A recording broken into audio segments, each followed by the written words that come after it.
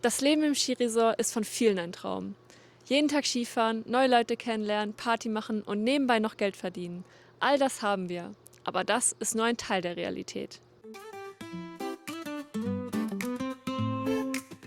Around the world, around the world, around the world, around the world. Hans und Isa, around the world.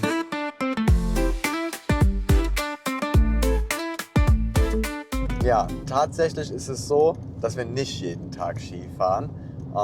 Heute zum Beispiel sind wir nach Kamloops gefahren, das ist die nächstgelegenere Stadt. Wir haben unser Auto zum Service gebracht in Vorbereitung auf unseren Amerika-Roadtrip, der jetzt in nur noch einem Monat ansteht.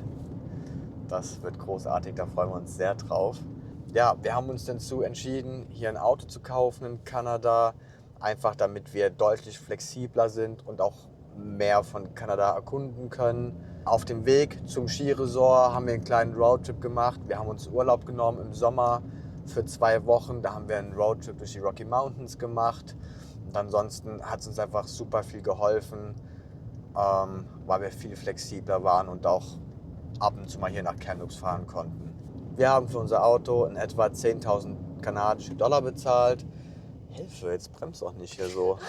Das ist zusammen mit dem Rooftop-Tent und dem Camping-Equipment. Und für die Versicherung bezahlen wir im Monat 130 Dollar, was wir etwas teurer finden im Vergleich zu Deutschland. Aber dafür haben wir ein Auto. Und der Service war richtig gut. Unser Auto ist tippitopp und perfekt vorbereitet sind wir jetzt für den Roadtrip.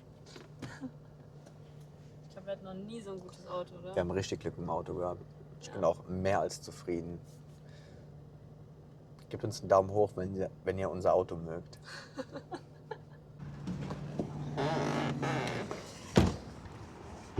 Bisschen windig hier. Also, wir sind jetzt in Kamloops beim Canadian Superstore und gehen einkaufen. Wir gehen immer so alle 2 Wochen einkaufen, weil in Sun Peaks gibt es zwar einen kleinen Supermarkt, aber die Resortpreise sind echt übertrieben teuer. Und da wir ein Auto haben, fahren wir alle 2 Wochen nach Kamloops. Und ja, man kann auch ohne Auto nach Kamloops kommen, indem man Popperide-App Ja. benutzt. Ist aber ein bisschen unzuverlässig und kostet natürlich auch jedes Mal Geld. Ja, wir zeigen euch jetzt mal, wie es so in einem kanadischen Supermarkt aussieht und sagen euch am Ende, wie viel wir bezahlt haben.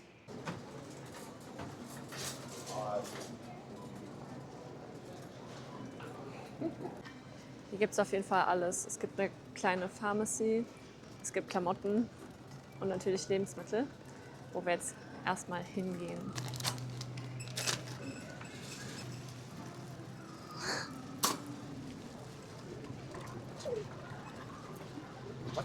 Ja. Übrigens sind die Preise hier immer ohne Steuer. Das heißt, wenn man einkaufen geht, muss man immer im Hinterkopf behalten, dass man noch die Steuern draufzahlen muss an der Kasse. Es ist etwas tricky hier. Ich hab's gefunden.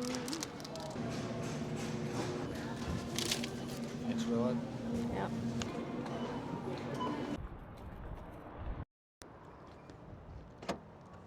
Nice. Also, wir haben 177 Dollar bezahlt für diesen Einkauf. Wir haben hauptsächlich frische Sachen gekauft, weil wir aktuell versuchen, unsere haltbaren Lebensmittel alle aufzubrauchen, damit wir nicht so viel weggeben müssen. Beziehungsweise wir wissen halt nicht, was wir alles mit in die USA nehmen dürfen und was nicht. Aber ja, es wird erstmal eingeräumt. So, wir waren jetzt erfolgreich einkaufen. Es ist voll windig draußen. Für uns geht es jetzt zurück nach Sun Peaks und dann melden wir uns später nochmal. Wir sind jetzt zurück vom Einkaufen und haben die Einkäufe auch schon eingeräumt. Ich wollte euch einfach mal kurz die Wohnung zeigen, für die, die die noch nicht gesehen haben. So sieht das hier aus. Wir sind alleine in der Unterkunft. Die ist vom Arbeitgeber bereitgestellt. Das hier ist unser Wohnzimmer. Wir haben eine schöne große Küche. Wir haben auch einen kleinen Kamin, wo wir gerne mal davor sitzen.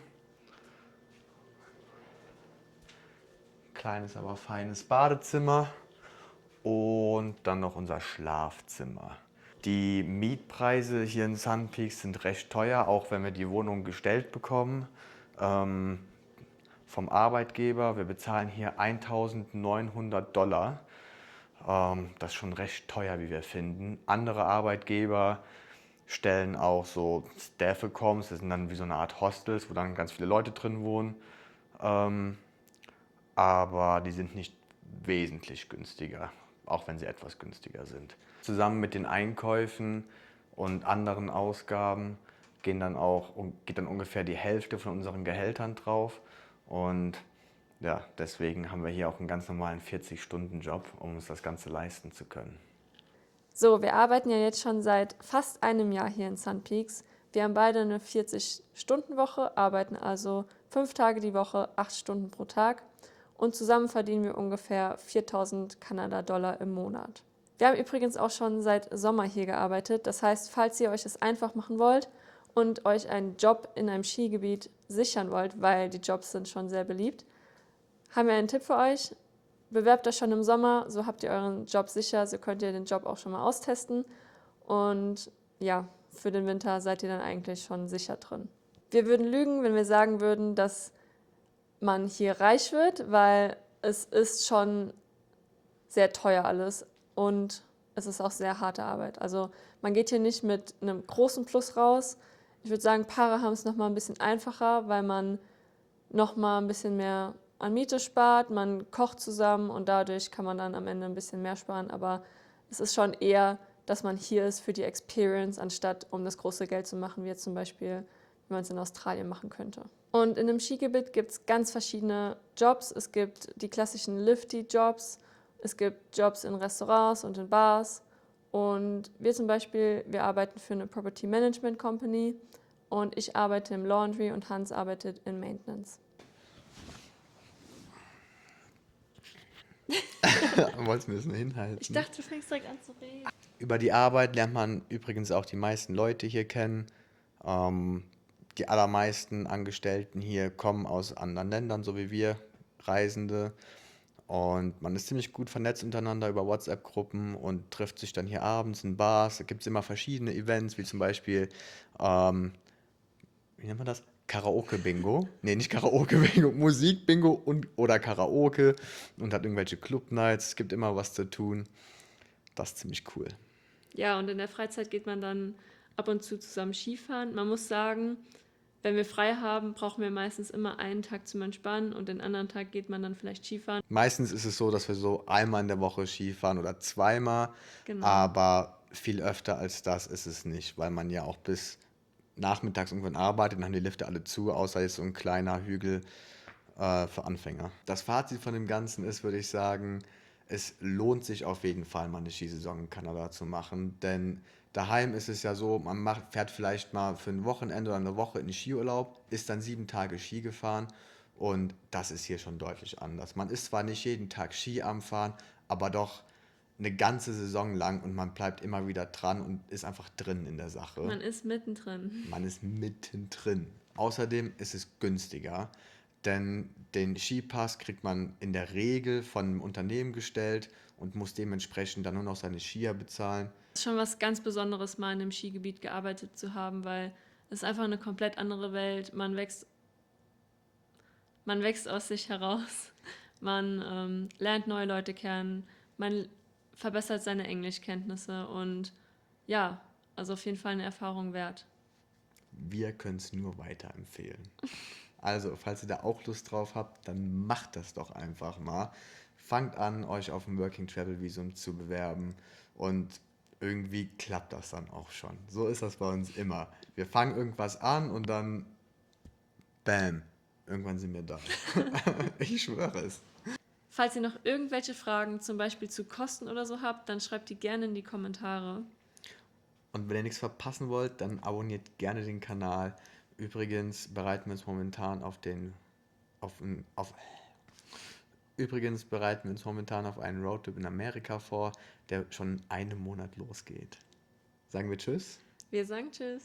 Tschüss! Und wenn euch das Video gefallen hat, dann gebt doch bitte